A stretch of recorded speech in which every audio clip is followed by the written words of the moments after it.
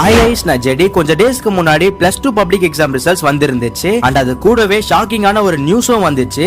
பாபநாசமை சேர்ந்த ஆத்திகா என்ற +2 பொண்ணு தான் எழுதியிருந்த பப்ளிக் எக்ஸாம்ல ஃபெயில் ஆகிடுவோமோன்னு பயந்து எக்ஸாம் ரிசல்ட்டுக்கு முன்னாடி நாள் தான் உயிரை தானே எடுத்துக்கிட்டு இறந்திருக்காங்க. பட் இதுல என்ன ஒரு சோகமான விஷயம்னா, அந்த பொண்ணு 413 மார்க்ஸ் எடுத்து எல்லா சப்ஜெக்ட்ஸ்லுமே பாஸ் ஆகியிருக்காங்க. உண்மையாவே அந்த நியூஸை கேட்டதும் இப்படி அவசரப்பட்டியமானு தான் தோணுச்சு. அப்படியே கொஞ்சம் திரும்பி பார்த்தா சத்தீஸ்கர் போர்டு எக்ஸாம்ல டெட் கேன்சர் அவதிப்பட்டு இருக்கிற ஐஷிகான்ற பொண்ணு 99.17% மார்க்ஸ் எடுத்து வேற லெவல்ல ஒரு சம்பவம் பண்ணிருக்காங்க. அதே போல சண்டிகர் சிபிஎஸ்இ எக்ஸாம்ல ஆசிட் அட்டாக்கால கண் பார்வையை இழந்த கஃபின்ற பொண்ணு 95.6% மார்க்ஸ் எடுத்து மாஸ் பண்ணிருக்காங்க. நான் சொன்ன அந்த ரெண்டு பொண்ணுங்களுடைய ட்ரீம் பாத்தீங்கன்னா ஐஏஎஸ் ஆபீசர் ஆகணுமா. சோ அவங்களுடைய ட்ரீமை அச்சீவ் பண்ணணும்னு நான் வேண்டிக்கிறேன். அதே போல இங்க நிறைய பேர் எக்ஸாம்ல எடுக்கிற மார்க்ஸ் மட்டும் தான் நம்ம லைஃப்னு நினைச்சுக்கிட்டு இருக்காங்க. பட் அதை விட உங்களுடைய ஸ்கில்ஸும் ரொம்ப இம்பார்ட்டன்ட். சோ அதுல நீங்க என்ன பண்ண முடியும்னு யோசிங்க. தேர்வில் தோல்வி வந்தாலும் வாழ்வில் வெற்றி வந்து சேரும். நம்பிக்கையோடு முயற்சி செய்.